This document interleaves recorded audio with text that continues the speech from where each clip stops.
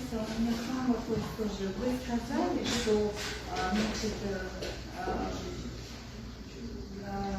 настроение в народе, вы объяснили, что настроение в народе совсем не такие, какими он их себе представлял. Какие он себе представлял? Он озвучил. Я сейчас вам объясню. Я послу объяснила, что настроение в народе он не может знать полностью, потому что и Наира об этом это подчеркнула, что он не общается с нашим народом. Он общается только с руководством нашей страны. И потому ему это полезно знать и нужно знать. Он нам объяснил, что руководство за это соглашение, я не согласна.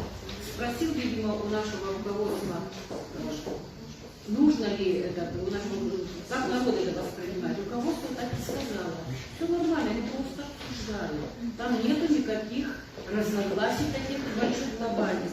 Мы ему добились, что есть глобальный. И мы, женщины, сохранить мир, сохранить в Абхазии, хватит потрясений. Мы хотим вот от этого уйти, от этого бунта, от этих митингов. И можно же это решить.